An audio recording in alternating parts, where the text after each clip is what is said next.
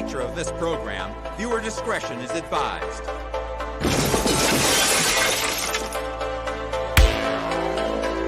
This video is not intended for children. Viewer discretion is advised. If you haven't already, please like, share, and subscribe. Thank you. Thank you.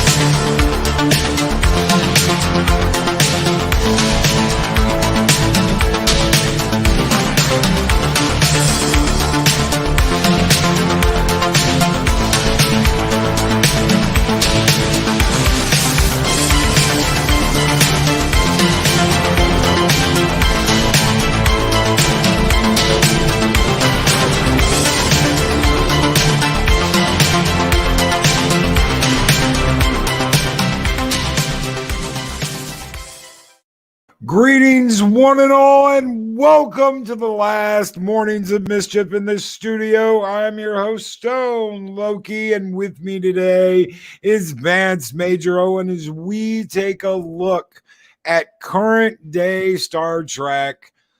Rambling Canuck is MIA this week, but me and Vance are going to talk about the state of current Trek. I hope you all are having a wonderful morning this morning. How are you doing, Vance? Oh, finer than frog hair, my friend. How are you? I am doing great. Getting ready to pack up this studio. Everything's torn down except for that. And I'm going to be getting out of here Thursday morning, early, long trek to a new frontier. Right on, my friend. Right on. But we were just talking about this backstage, about the current state of Star Trek. And I really do believe that they've kind of taken a step in the wrong direction with Star Trek Discovery and with Picard. And it's one of those things that I think they have kind of made a mistake. I don't know if this is because of the bad reboot or secret holdouts. I know it's secret hideout and bad robot. I know, guys. But what do you think?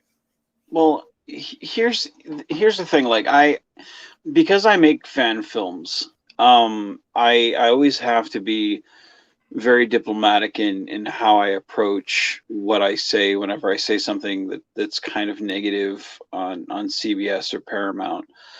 But like the reality of the situation is like there's a lot of bad in modern day Star Trek. And you know, when you look at the J.J. Abrams movies, like that's not made for your classic Star Trek fan. It's geared more toward like the Fast and the Furious crowd.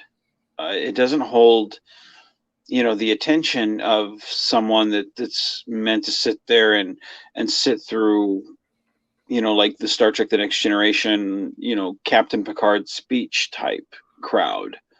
It's geared toward a very fast paced, shoot 'em up, pew pew popcorn talk type crowd. They're two different audiences. And that's not saying that it's necessarily bad. It's just at a certain point you got to realize it's two different audiences, and at a certain point you kind of lose some. That being the case, when you get to Star Trek Discovery, yes, in the Next Generation they had some violence, some gore per se, but I could never really see a baby's head being chopped off and tossed down a pit. I couldn't see that happening in Star Trek: The Next Generation or classic Star Trek, and that's where we are in Star Trek Discovery Season 1. Yeah, we had that kind of rubber monster type thing being blown up per se, but I mean, we have a baby's head being chopped off and thrown down a pit. That's where we are in Discovery Season 1. That's abhorrent.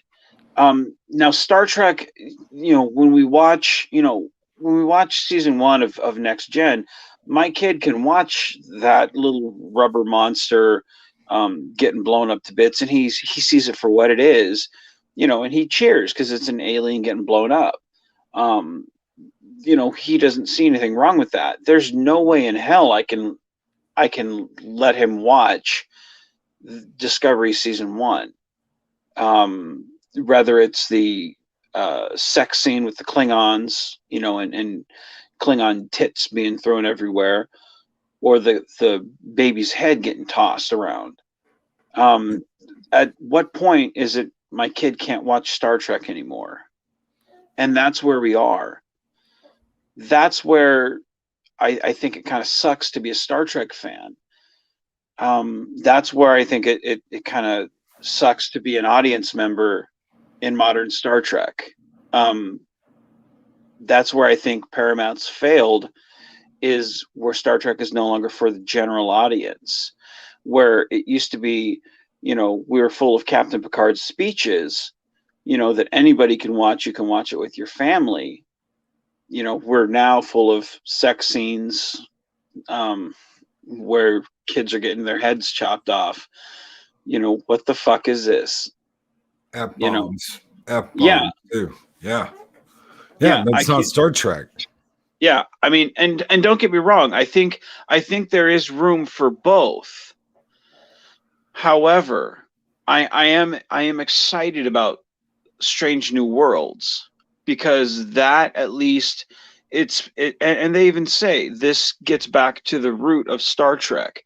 And I applaud that, because I'm like, great, because maybe this is something that I can watch with my kid.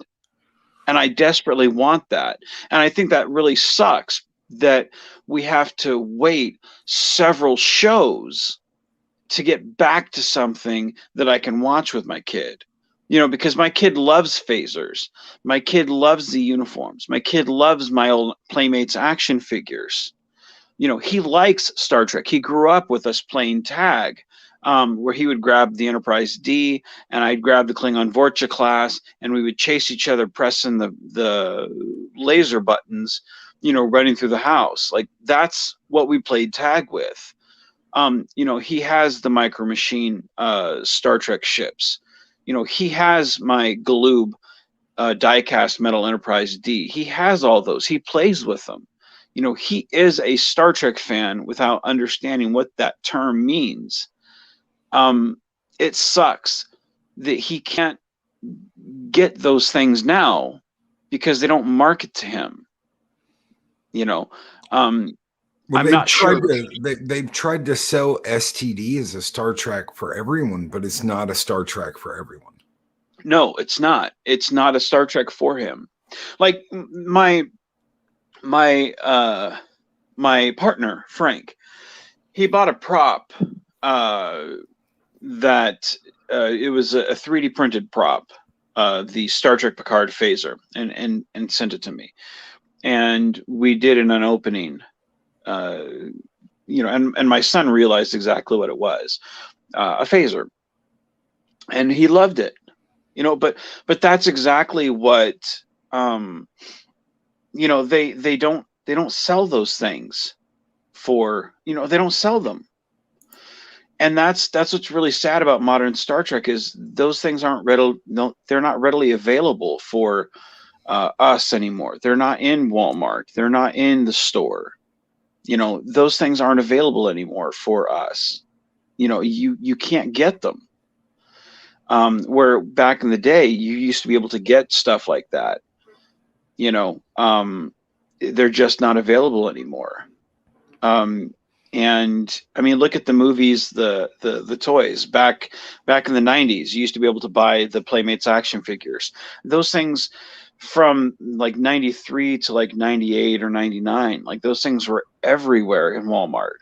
Now, I think Diamond Select made a few wave assortments of like the main characters, but they don't really make them anymore. So No. like even the action figures were made, but then they stopped.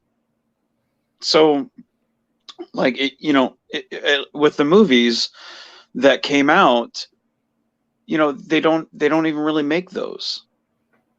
And the ones that they did have with the Kelvin movies, those were crap. Yeah. Most of the stuff that came out from the Kelvin movies was crap.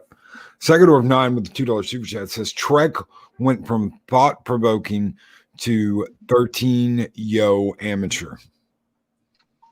Yeah.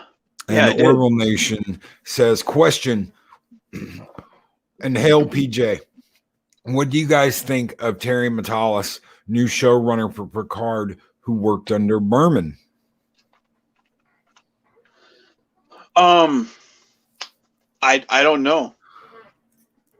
Did he start in season 1 or is he starting season 2? Season 2. I don't know. I don't know. I would have to see what work he's done. So I guess I saw the trailer for season 2, and like Loki and I were talking about before the show. I think we spoke about this last week. I wasn't excited about the trailer for season 2 when it came out, because season 1 didn't really excite me with everything it had. I felt that they had 2 seasons worth of shows crammed into one season. The same problem happened with Discovery season 1. They had with Picard, they had the Romulan arc and the Borg arc, and then they had the synth arc. Like they had that all crammed into one season when you really could have stretched that out to two seasons. And I felt like you didn't really get to know the characters as much. We didn't spend as much time as you needed, and that was only 10 episodes. When normally you would have spent, you could have stretched that out to 24 episodes a season. So I just feel like we didn't spend enough time with the crew. I feel like we didn't spend enough time with the story. I still don't know half the characters' names. So I feel like it was all over the place, kind of like with Discovery. In the first season, we had the Mirror Universe, we had the Klingon War. We skipped over the Klingon War because they wanted to get to the Mirror Universe, which I felt like, what was the point of doing the Klingon War if we're not going to show it? I still didn't know half their names, and we were, even 2 seasons in, I didn't know their names, and now we're 3 seasons in, and I still don't know half their names. So I mean, they're just not spending enough time with any of these characters, and they keep introducing characters. So even if it's a new showrunner for season 2, I don't know. I haven't seen enough of anything to get me excited, and season 1 certainly didn't excite me enough. because they won't give me enough time to stop and breathe with the characters, and get to know the characters, to rest, relax. And with Next Generation, we stopped and breathed with Geordi and Data, and got a chance to know that relationship, or breathe with Riker and Deanna, or Picard and Guinan. We had a chance to relax with those relationships. We never got a chance to do that with any of the relationships with Picard, in that season. So I don't know why I should care in season 2.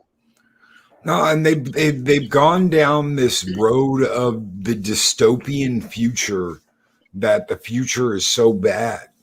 They've done that with STD. Starfleet is horrible. Starfleet is this horrible entity, and this child destroyed the Federation with a cry, and then Picard. Oh well, they ended up using androids as slave labor. I thought they took care of that in Measure of a Man. They were supposed to have taken care of that in Measure of a Man. Are you telling me that the guy that wanted to cut up Data and create an army of androids, that learned his lesson in Measure of a Man, just decided, well, you know what, fuck it, I'm just going to make a whole bunch of them anyway? And go 13 with $2 super chat. There's a reason it's called STD. It burns. Yeah, the story is a regression. The same Starfleet that says no, Data has rights, the same one that says, you know what, let's make a whole slave race of people, and their opinion no longer matters. And the same people that says, you know what, we're out here and we're an enlightened people, is the same one that treats that same race like shit. It's just, I love Battlestar Galactica when it's Battlestar Galactica. I don't like Battlestar Galactica when it's repainted as Star Trek. Yeah. And that's why I think Star Trek Picard season 1 pales in comparison, because it's not Battlestar Galactica. Battlestar Galactica is wonderful on its own. And I think it's 4 seasons, especially the reboot. I haven't seen the original, so forgive me for those that are purists. But I loved the reboot. It's one of my favorite series. I think it's held up there in regard to DS9. Those 2 series are 2 of my favorite science fiction series of all time. But I think Star Trek Picard season 1 is a pale imitation of Battlestar Galactica. And there's things that I like in Star Trek Picard season 1, but it is a pale imitation of Battlestar Galactica, in my opinion. Well, also you've got the almost, I don't know if the correct word is stealing, but they're taking things other people have done and basically saying, we came up with this great idea. We've come up with this great idea. We've written this great story, but they've taken stuff like Anas Abdeen. I don't know how much you know about Anas Abdeen. Anas Abdeen came up with basically half the story of season 1, and they just took it from his game. Yeah. Well, I know out of my own films, if you look, and that's one reason why I know, like, when it doesn't take long for them to rewrite something and then take it to the printing press, because if you look at and I'd advise, look at go look at this first 3 seasons of Discovery, and then check out any of the fan films, especially mine in particular. Go thumb through any of them, as I have 108 of them. Go back and watch a year and a half before Discovery, and check the dates, and you'll say, hey, it's funny how Discovery will do this, and then a year and a half before that, Vance came up with that. It's very, very similar story thread, and the guidelines say that anything that happens in a fan film they instantly own. And that's fine because we're playing in their sandbox. um, and it's just, it's I don't mind if they take an idea. That's fine. But it's just funny how how many ideas are taken. Um, it's like, Jesus Christ, man. you know, um, and it happens an awful lot, and not just in my films, but in my friends' films, where I'm like, that's just awful familiar. You know, it just happens an awful lot. Arwen Avalon, it's one thing to get inspiration, it's another to plagiarize. Yes. No, and that's exactly it. And I take great pride in my work, and it's really sad when my own fans come up and say, "Hey, this is a great episode. It was better when it was in your film," and they point out the instance, and I'm like, "Yeah, you know, you know." So I kind of look at the new Trek films with a little bit of a raised eyebrow. Um, so I have to watch what I say a little bit when I talk about new Trek. Bless their hearts is all I really have to say. Someone had said earlier that there's not a lot of new hope or there's not a lot of hope in new Trek, and I would tend to say that that's probably accurate. The thing about it is I don't know if it. I would say there's a lot of cynicism in new Trek. There's not hope. There's not optimism. Cynicism is there. It's just when I used to watch Star Trek, I used to get those goosebumps where I used to be like, man, I can't wait for tomorrow. And now I look at Star Trek and I look at it and I'm like, is there going to be a tomorrow? And it's like, damn, it's almost like, I get that feeling when I watch the news. I don't want that when I watch Star Trek, Oh, they did a thing last season in season 3, which we covered. They did this thing where they said we're having the first trans character ever on Star Trek, and that's not true. Yeah, it's not. That's not true. TNG had the first. They didn't call them Trill in the episode, but they had the first Trill in an episode, which goes from being a man to a woman, or being man to a man, or whatever it is. And then, of course, you've got Dax. That's exactly what Dax was. Dax had lived multiple lifetimes in different bodies and had gone from being a man to a woman to a man, woman, whatever it was, whatever the order was. He'd gone from being Curzon to Jadzia. Yep. And that's something that no one had a problem with. And they act like this is, we are spearheading the fight here, everyone. And that's not what happened. You're not spearheading any fight. You're not doing anything that Star Trek hasn't done before, and better. They did it better before.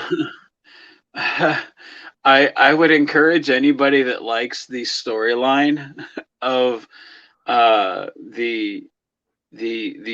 Trill-esque the Trill character in Star Trek Discovery.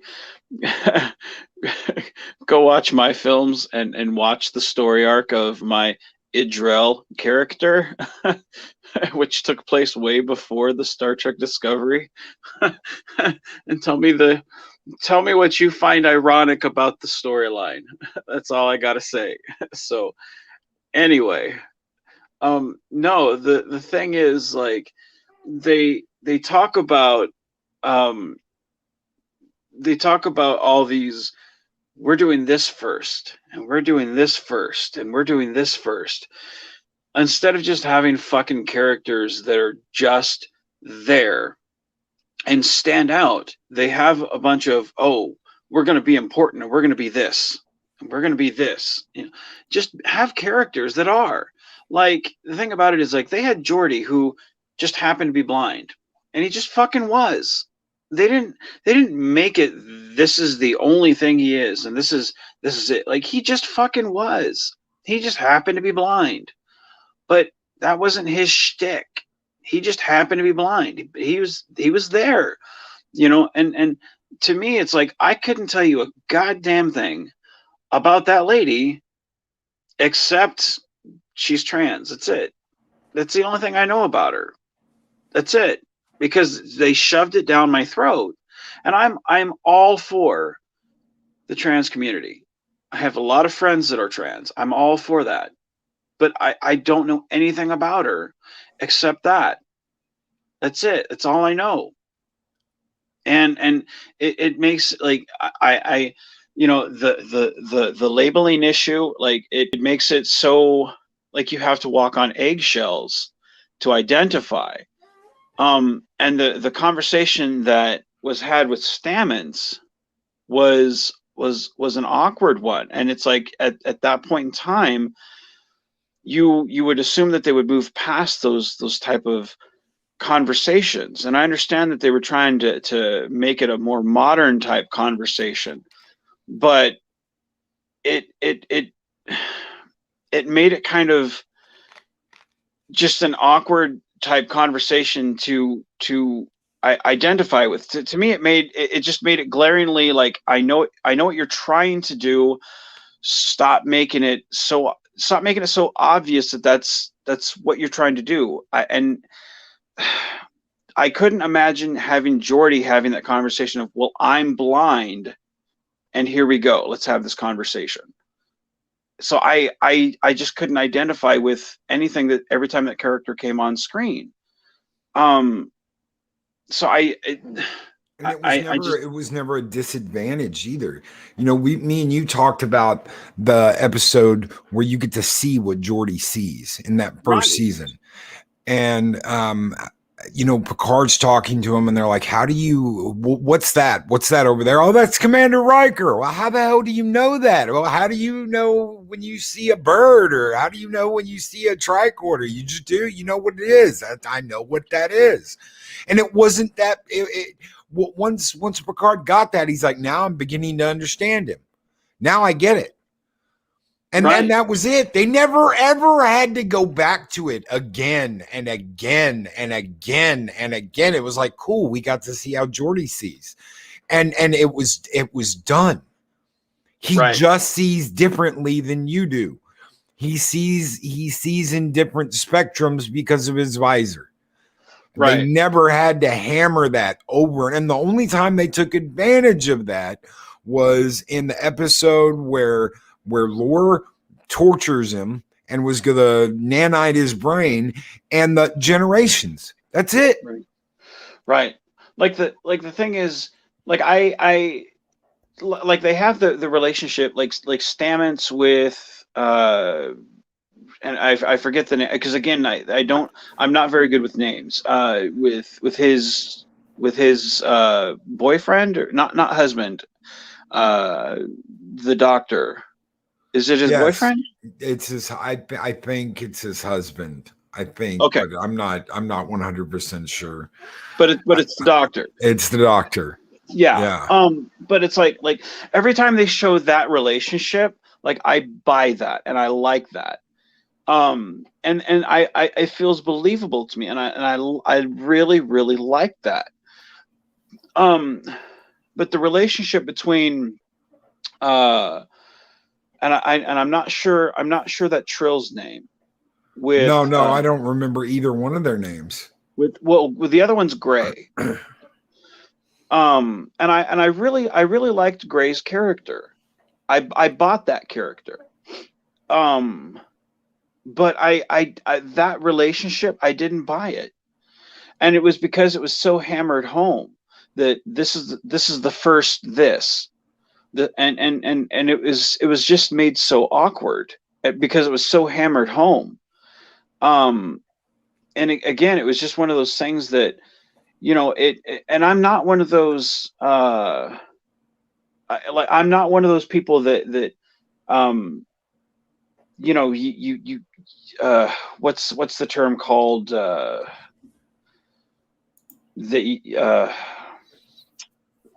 shoot, what is it?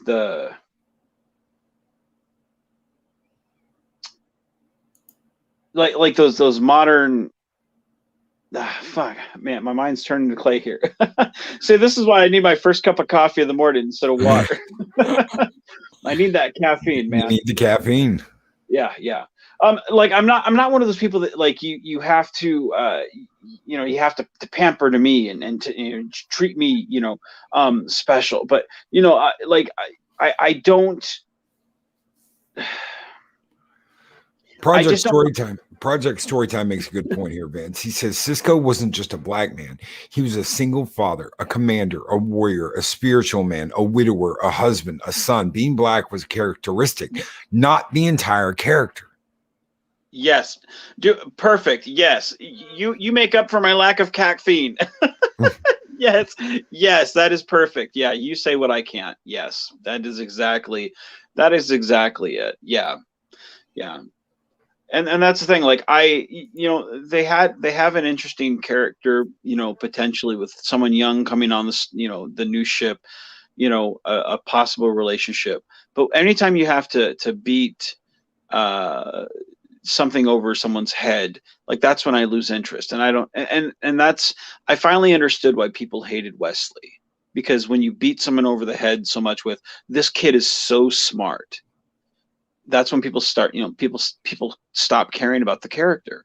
And this was hammered so much over my head where it's like, okay, wait, but I have a real honest question. And people get so defensive on when someone has a question, then it's like, oh man, I don't even want to ask. Okay, never mind. And people especially today online, they get so offended, on true misunderstanding. It's like, oh, shit, I'm 40. I don't know. I don't know as much as I should. I have a real honest question, and sadly it's hammered home in something where, damn, it could be cool, but it's just simply not. But yeah, to put on there, you're right. Cisco was all these things. He wasn't just a black man. He was so many things, and that one thing didn't identify him. He had to happen to be all these things. Plus, one thing, he had, when he brought his stuff home from Earth, he had all these things that he brought out of storage that showed his heritage. Yes. And he reminded me of Mona's uncle, who, if you've ever met Mona's uncle, like he is a very proud black man, and when we went down to Florida, like, if you've ever seen his apartment, like, oh my goodness, he has all these things. And I'm like, wow, this is very cool. And that's what it reminded me of when Cisco brought all of his stuff out of storage, and that should have just been another one of her characteristics, instead of just beating us over the head with it. Like, I just didn't. They're one-dimensional characters. Yeah, they are very much one-dimensional characters, and they want us to get, like Arwen says, they want broader representation, but they pigeonhole them so tightly that no one can really relate to them. Yeah. Like you were saying about Wesley, that's one of the issues. Another one of the issues is that and this has been mentioned by multiple people that I've listened to, and it is very true, the emotions in hallways. Every fucking episode, there's some good cry in a hallway. How many times do we how many times are we going to cry in a hallway on a starship? Yeah. There's a time for that. When Kirk is standing on Genesis watching the Enterprise burn up in orbit and he says, "My God bones, what have I done?" That was the love of his life. More than anyone else, more than Carol Marcus, more than any woman, that was his love, was the Enterprise. There's a reason why he is getting emotional. And we all understood that. We all understood watching the Enterprise burn up in orbit why Kirk was getting so emotional. But that's not how modern Trek is. They're getting emotional for the sake of getting emotional. And that's not that's not something that most people do when they're doing it constantly. Well, they don't feel like real people, and I No. don't. The thing is, like, I'm all for people being emotional, if the situation warrants it. Yes. But when you sit there and either attack constantly, or you're sitting there whining constantly, or you're sitting there, and it's just like, I can't sit there. Like, I still don't connect with Michael Burnham. I mean, we all knew eventually she was going to get the captain's chair. I mean, if you didn't see that coming, you're blinder than Geordie. That's right.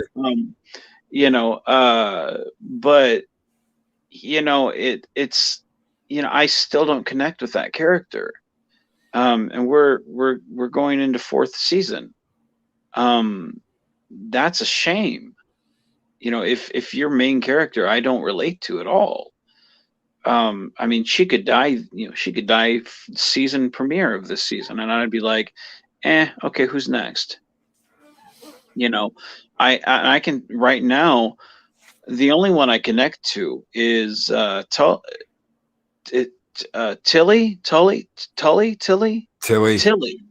Yeah. Captain Her, Killy in the yeah, Mirror Tilly. Universe. Yeah, her and Saru are the only ones I relate to. So Mexican Iron Man says, Wesley still sucks, and TNG could save Discovery if and only if Discovery knew about Timba when the taco shells fell. Thank you so much, Mexican Iron Man, for that $4.99 super chat. His cells unfurled. But no, like it's the only one that I relate to. It sucks that they got rid of Giorgio, because she was interesting, but they got rid of Saru, which of course he's coming back. Tilly's there, but I mean, honestly, if they killed off Michael, would you care? Nope. I wouldn't. It's not because it doesn't have anything to do with race. That's you don't like her, you're an ist, you're an obe, you're an Yahtzee. It has nothing to do with her race. I actually like the actress. I liked her in The Walking Dead. She was great. She was great in The Walking Dead, and I've said that plenty of times. Like, those who are like, oh, you just don't like her. I'm like, no, she was great in The Walking Dead. I like her as an actress. I was excited when I heard she was coming on. I was like, oh man, this is great. It's not that I do not like how they have written her character, and in fact, I would say that how they wrote her in season 3, how they started her in season 3 was great. I would say season 3 has been better than season 1 and 2. Season 1 and 2 was really bad. Season 3 is better, but it's not great. I mean, that's like saying, hey, cool, I got stabbed instead of I got shot. It's it's an improvement, but it's still not the best. Broken Entertainment says the over emotion thing is because there is a generation of writers that don't understand you have to build emotion. You can't just flip a switch. No, and that's exactly it. Like, that's what I'm saying on on the conversation that the one character had with Stamets. The Trill character had with Stamets. Again, I forget her name. Or his name. That conversation, it might have been appropriate. I'm not sure. I don't feel like I can really speak on that point. But to me, it just felt out of place. I can't. I don't feel like it was appropriate for that setting. I don't feel like it was appropriate for that place. And I don't think that they should have had that conversation there. To me, it just felt very jarring. It felt like it was, A, B, C, G, DF, it just felt like, whoa, you skipped a couple of letters there, and to me, I'm just like, where'd that come from? Because she just kind of ripped, he just ripped him a new one. And it still is just like, you guys are that far ahead, even after the jump, and you still haven't figured this out, um, so to me, it's just, come on, And Mexican Iron Man with the 990 and super chat says observation. I think it's hilarious that when you guys talk TNG, there's details and excitement. Now on Discovery, you guys can't remember character names, episodes, or details. The STD struggle is real. And yes, it's not because we're getting older. It's because it's just there's nothing there to get excited about. Dude, I have watched I'm sure it's probably the same for you, Loki. Like, I have watched episodes of Next Gen over and over and over, DS9 over and over and over, Voyager. I as much as I do not like it, I have watched the series a few times over, and I can name episodes. I can name places, episodes. Even Enterprise, I've watched a few times, and can name specific events. Discovery, I can give you vague instances of what generally happens, but I can't be specific. How many times have you seen TNG? Just off the top of your head. Dude, I want to say more times than you can count, but yeah. I mean that's an overestimate. I mean, dude, I can't give you a correct estimation, because how many times have you watched STD? I know how many times I have. Once. Maybe twice. I mean, I completely through once, but I mean, I've gone back and watched specific episodes that I was like, oh, that was a cool episode. I'll go back and watch that one. Just I know something cool happened, but I mean, once. Yeah. I don't feel the need to go back and watch it again. No, I suffered through it the first time. Yeah. I mean, the first time, yeah, it's kind of like, been there, done that. What's the point? I'd rather go watch Boston Legal, which, I've seen twice before, and I'm like, I'll go watch some Denny Crane, I'll go watch that again. Even though I know the jokes, to me, I'll go watch some dry sense of humor that I know the jokes to, rather than go watch Discovery or Star Trek Picard. And that's really sad, because it's like I make films in that universe and time frame. You'd think that I would have watched it again for research, but I don't. To me, there's just no reason to go back. It's just not that exciting to me, and I get a little bit depressed because I can't share it with my kid, and that really bothers me. Yeah.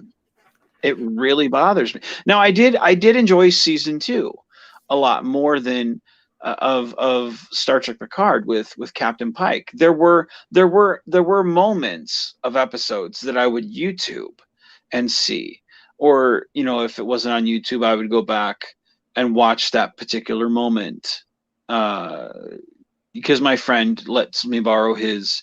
I have his Paramount Plus, and he has my Hulu. So we swap that. So I go and watch his. So I'll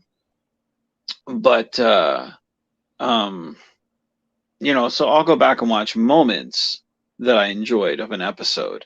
But as for entire episodes, no. And I've been known to watch, if I'll see a bad episode of Next Gen on TV, I'll be like, I'll sit through it. Bruce Lombardo from Dick's Division with $4.99 super chat says, to our Vegas congoers, I just did a review on Duke Cannon soap. Smells like productivity. I think everyone deserves to think we all smell good. Thank you so very much, Bruce Lombardo. And thank you all for your super chats. Mexican Iron Man, thank you, each and every one of you that's thrown a super chat out this morning. You guys keep the fires burning bright here in Valhalla. Skull!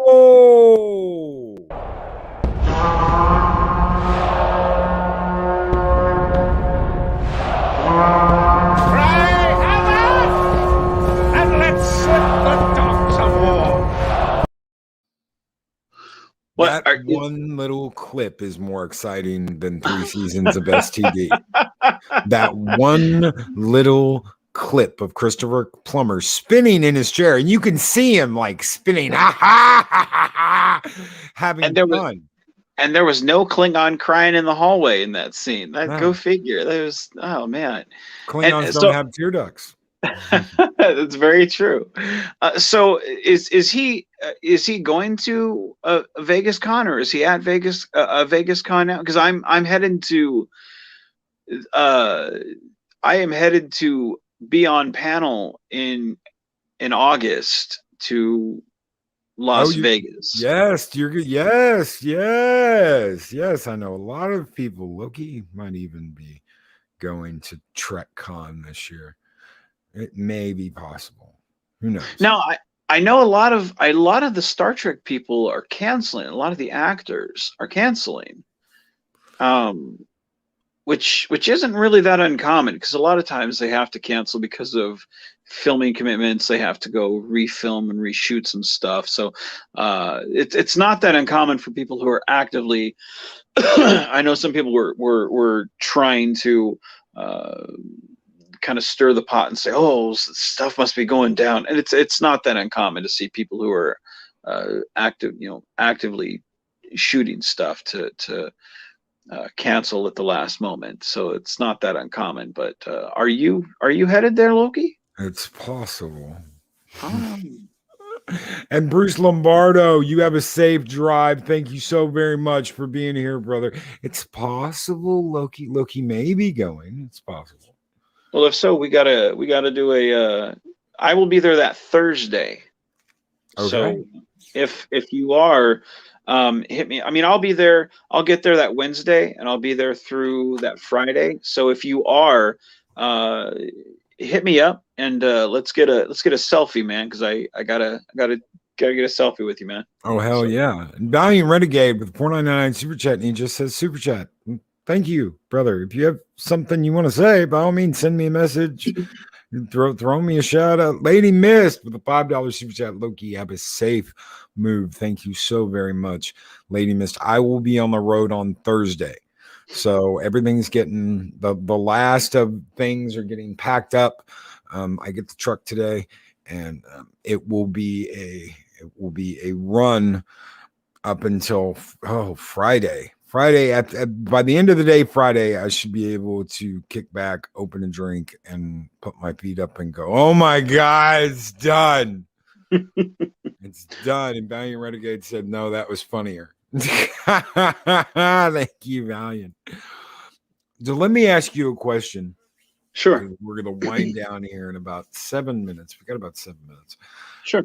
If they gave you the keys to the kingdom, if CBS said, Bance, we need you to turn Star Trek around, what would you do? I already feel like I kind of have my own keys to the kingdom, because they steal my ideas anyway, and I already get to make the films I want to make. So I wouldn't want their keys, because that would put too much eyes on what I do, and I already like kind of having nobody watch my films. So I wouldn't want their keys. I'd hand it back to them and say no, thank you. So. I mean, really? You wouldn't even. You'd be like, nope. Mm-mm.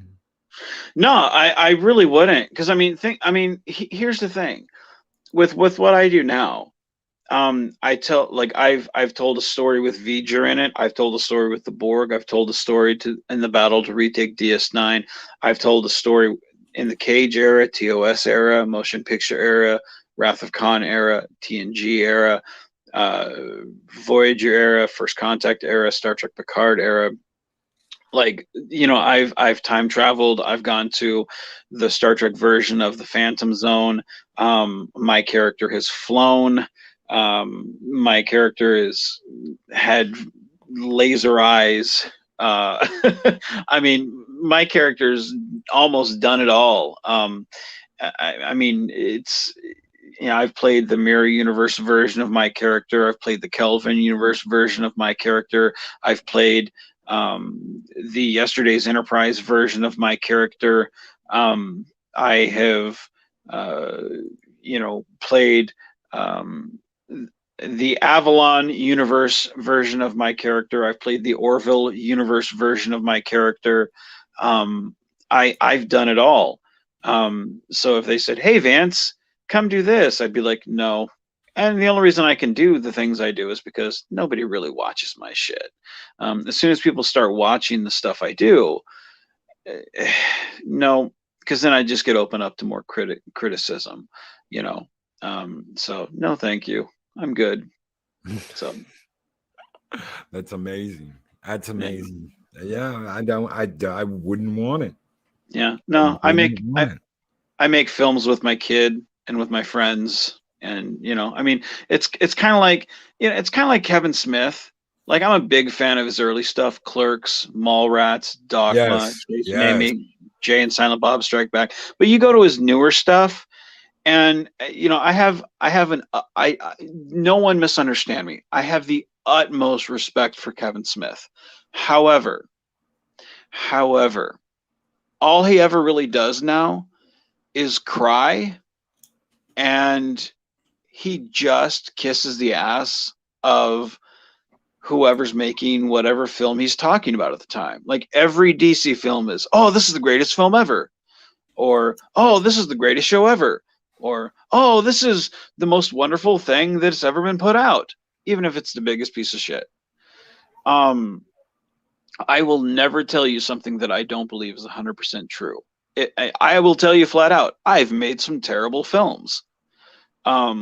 Even if I felt like the story needed to be told, there are some films that, oh man, I thought it was going to be great, but it wasn't. Either the sound was terrible, or the story just didn't quite click, or whatever. With him, sadly, I feel like he's kind of sold out. I prefer his older work because I felt like he was more true to what I feel an artist should be, which is, you know, when an artist makes his first album, it took him 20 years to make that. When he makes his second album, it only took him 2 years to make it, because he's making it for the studio. He's not making it for himself. Yep. So for me, I don't want the keys to the kingdom. I'd rather make a film with my friends and with my kid. So I'm good, you know. Lady Miss says, "I love and enjoy your films, V-Man." Oh, bless your heart. I'm glad. Thank you very much. Thank you. I appreciate it. I really do. I put a lot of heart into them. You know, and I think it shows. Thank you. I really appreciate that. Honestly. Thank you. Purple Valkyrie says he has sold his soul to Hollywood. Yeah, I feel that way too. Like, I love his stuff. Like, one of the things that got me into filmmaking was, you know, watching the earlier stuff on DVD and listening to the commentaries, you know, and that's what I used to fall asleep to. I used to listen to the commentaries on the DVD tracks, and it used to make me feel like, man, I could make a film. I can, you know, I could be just like these guys, you know. And that right there inspired me a lot to go make my own films. And the person I look at today, I don't recognize, you know. And as much as I respect the guy, I don't respect the person. Yeah. So Yeah. And you know, his work, like Dogma, is one of my favorite movies of all time. I oh, fucking it's love fucking Dogma. great. The Oh, it's fact great. that they were like connecting Matt Damon's Loki to Loki in Thor Ragnarok, I laughed my ass off. Oh, that's Loki. That's not Matt Damon playing Loki. That's Loki from Dogma playing Loki in that play. And I'm like, holy fuck, that makes perfect sense. Holy shit, that is so cool. You know? Oh no, Yeah. I'm Loki playing Loki. That was just that I loved that. I love that idea, and I love Dogma. Dogma is one of my favorite movies of all time. But that's Kevin Smith. That was Kevin Smith at his best. Yeah. Like you said, now it's, you know, crying and simping, and oh, I'm going to do this, and I'm going to put my daughter in it because yeah, I'm pandering to that. So. Yeah, and and the thing is, like, he's always been the type to put his friends in movies and whatnot, and and that's great. But I mean, if I just don't understand where he's coming from anymore. And I used to be able to relate in every capacity, and I just don't understand, like Jay and Silent Bob reboot.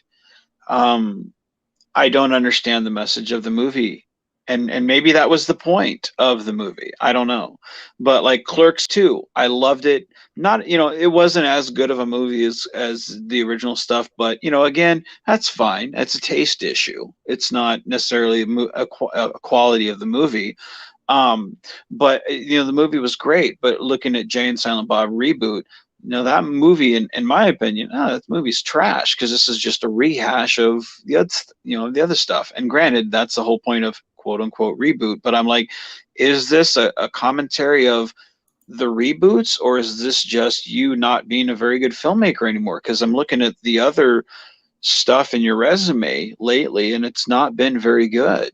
No. Granted, he makes more money than I fucking make. So obviously he knows more than I do, but I just look at someone that I really admired, and that star is kind of faded in my opinion. Wealth doesn't dictate how good you are at something, though. Right, very true. And you can have all the talent in the world if you burn through that talent, and suddenly you're not using that to the extent you used to. Where are you at? Should you have quit while you were ahead? That's one of the reasons why I love Tarantino. He's like, no, I've got these amount of movies in me. This is what I want to do. And so far, I've loved everything he's ever come out with. I'm a huge Tarantino nut. And people are like, well, you shouldn't limit yourself and you shouldn't do this. And they're always telling me you shouldn't limit yourself to this many movies and you shouldn't limit yourself to this. And but he knows, he's like, no, this is what I've got in me, and I don't want to be one of those people that comes out with 20 movies and half of them suck ass. The last half of my career is just one giant mess. I know what I have in me and I know what I want to do, and when that's done, I will move on to something else. Well, and that's where I feel with Kevin. I feel like with him, it's like the older stuff inspired me. If I had watched this stuff without being a filmmaker, I wouldn't be inspired. And that says something. It's like, I'm glad I watched you when I did, because if I had watched you now, I certainly wouldn't be making what I'm making. And Pat Steven Skull from the Crisco Corps with $2 Canadian super chat. I'm angry. Why isn't the panel crying like Kevin Smith? We haven't sold out yet, man. So yeah. Thank you, Pat Steven. And guys, thank you, all of you. Thank you so very much for being here this morning. I have got to get out of here. I have a truck to go get and packing to do. Everything's packed up. I just got to get it on the truck. Thank you, Vance, for being here this morning. Thank you for hanging out with me. Is there anything you've got coming up that you would like to tell everybody about before we get out of here? We do have on Saturday, we do have at noon on my channel. We do have it's like a full day of my Constar universe films. It's like 18 hours worth of my films, all 108 of them. We're going to start at noon on Saturday, Central Time, and we're going to just go straight through until we're done. So come join us. It's going to be a watch party. So yeah, come join us. And then, that's about it. So. All right, brother. I will definitely be watching on Saturday. Everyone have a great week. I will see you guys Monday, but we're going to have Mexican Iron Man. We're going to have Purple Valkyrie. We're going to have Go 13. We're going to have Mark the Infinitely Tired. We're going to have so many guests over the next 3 days to help cover for me while I'm moving. Thank you all so very much. And I will see you guys next Monday. Everyone have a great rest of your week. I will keep everyone updated, so there will be updates from the road. Take care. Have a great one. and I will see you guys on Monday.